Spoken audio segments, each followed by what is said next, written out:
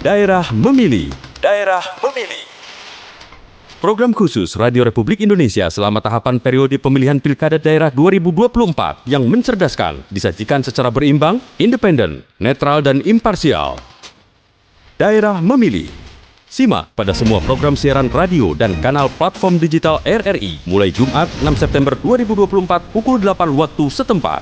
RRI, Kanal Pemilih Cerdas.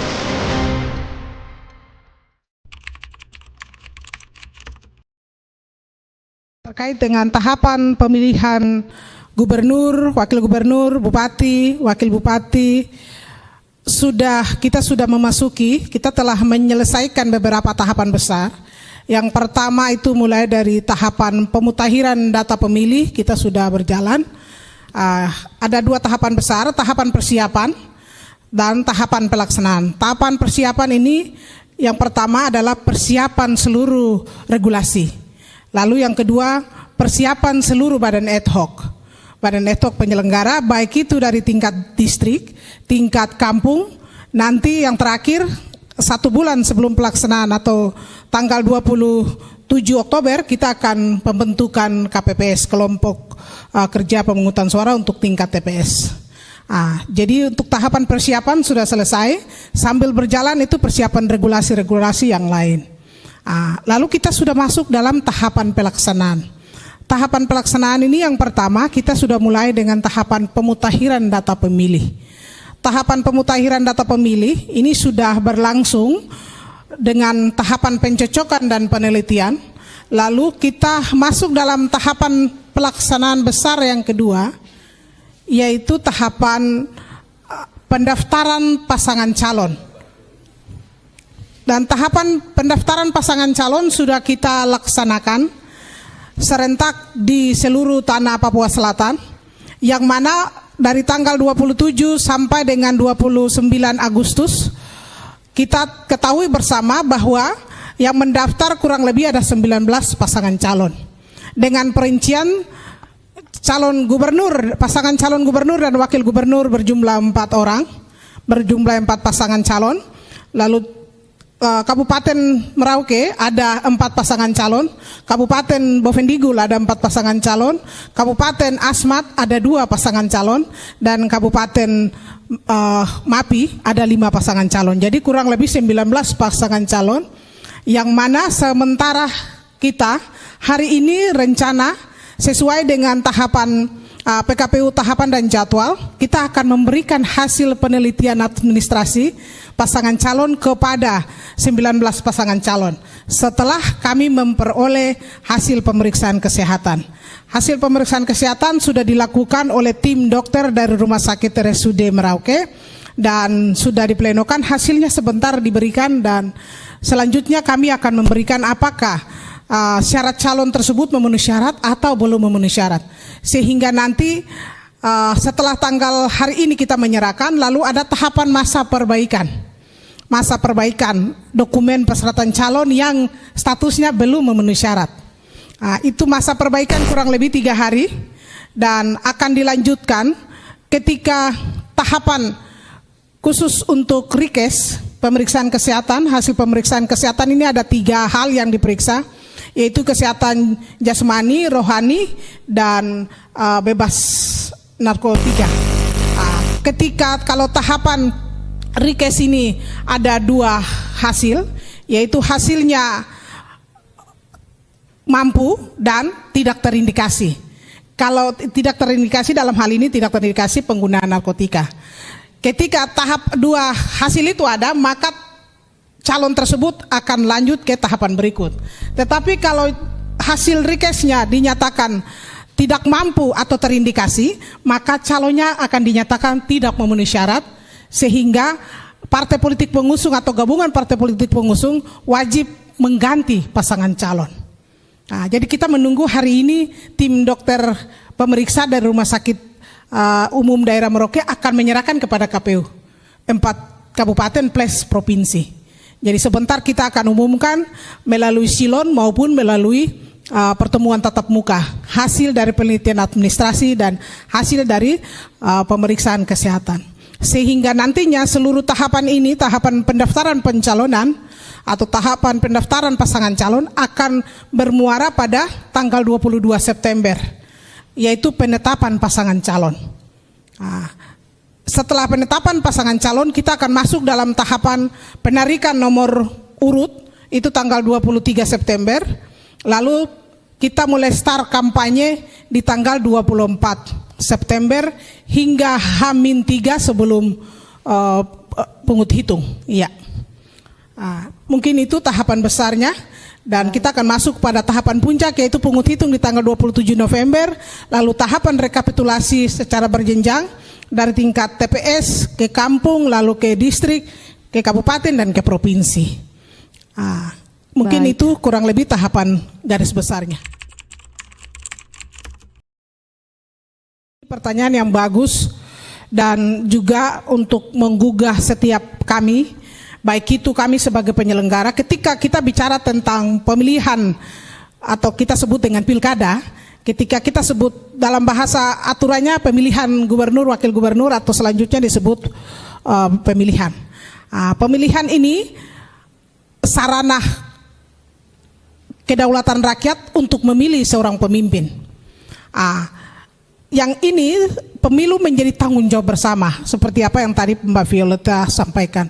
Pemilu di sini ada yang menjadi tanggung jawab kami seluruh. Yang pertama itu ada KPU sebagai penyelenggara dan Bawaslu. Ada penyelenggara yaitu KPU, Bawaslu, dan DKPP. Lalu ada partai politik atau gabungan partai politik pengusung dan peserta pemilu itu sendiri, peserta pemilihan sendiri, yaitu pasangan calon. Lalu ada masyarakat. Masyarakat dalam hal ini sebagai pemilih. Masyarakat sebagai pemilih, lalu ada pemerintah daerah, ada TNI dan Polri, ada pihak tokoh agama, tokoh masyarakat. Jadi sekali lagi pemilihan kepala daerah ini menjadi tanggung jawab bersama. Bagaimana supaya pemilihan ini bisa aman, damai, dan juga gembira? Ini bagaimana setiap yang tadi saya sebut, setiap komponen masyarakat, baik itu penyelenggara, tokoh agama, tokoh masyarakat, pihak TNI, Polri, melaksanakan tupoksinya sesuai dengan peraturan perundang-undangan. Terlebih khusus untuk penyelenggara. Hendaknya memedomani asas kami dan juga beberapa prinsip. Netralitas, integritas dan juga dalam memperlakukan setiap peserta pemilu secara adil, itu wajib dikedepankan. Dan dalam pelaksanaan pemilihan wajib sekali lagi mengutamakan aturan. Itu yang pertama. Lalu yang kedua, ini nanti ke depan tanggal 24 kita akan masuk dalam tahapan kampanye. Dalam tahapan kampanye ini kita menghimbau, KPU menghimbau untuk para peserta pemilihan khusus untuk pasangan calon dan calon gubernur, wakil gubernur, bupati, dan wakil bupati, dalam hal berkampanye hendaknya mengedepankan program kerja maupun visi misinya, tidak menjatuhkan pasangan calon yang lain. Sehingga lalu tidak menyebarkan hoax, lewat kampanye atau kampanye hitam atau black campaign, sehingga setiap pasangan calon itu merasa adil, diperlakukan oleh KPU dengan adil, tapi juga berkontestasi dengan fair play ya. Sehingga pasangan calon itu dalam hal kampanye menyampaikan ide-ide apa atau visi misi apa, program kerja apa yang akan dilakukan ketika beliau terpilih, pasangan calon itu terpilih. Lalu yang berikut itu menggunakan media dengan penuh tanggung jawab. Khusus ini media sosial. Kita sudah melihat ya di media sosial ini setiap konstituen maupun tim pengusung atau tim pendukung sudah mulai mengkampanyekan pasangan calonnya. Jadi hendaknya kami juga menghimbau untuk menggunakan media dengan baik. Media ini kita pakai untuk mempromosikan pasangan calon dengan visi misinya dengan baik. Lalu yang berikut itu tadi mendukung sinergitas kerja. Pemilu itu bisa berjalan aman, lancar ketika ada sinergi antara semua lapisan komponen masyarakat, antara semua stakeholder. mengacu dari asal kata sinergi itu sendiri bahwa kita untuk mencapai satu tujuan yang hendak kita capai, hendaklah kita membangun kekuatan. Jadi kekuatan ini baik dari penyelenggara, dari pihak TNI Polri, dari tokoh masyarakat, tokoh agama, lalu dari pemilih sendiri, masyarakat sendiri, lalu dari pasangan calon. Sehingga dengan membangun sinergi lalu berdemokrasi yang positif tadi, dengan mengkampanyekan ide-ide melalui visi misi gagasan, itu jauh lebih bermartabat dan juga jauh lebih akan kita lihat bahwa hasilnya pemilu akan berkualitas itu sendiri.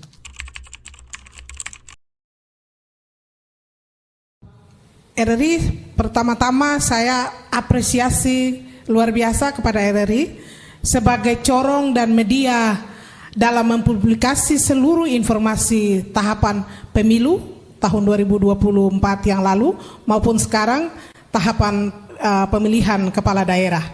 Jadi sekali lagi RRI dan juga pers yang lain ini punya kontribusi besar terhadap penyebaran informasi kepada publik. Sehingga apa yang sudah RRI lakukan, baik itu melalui siaran on the spot ataupun siaran seperti hari ini kita dialog interaktif, lalu ada lagi RRI, mungkin RRI RRI bisa mendatangi satu saran ya, RRI datangi para pemilih mungkin untuk memberikan masukan atau saran kepada penyelenggara itu sendiri.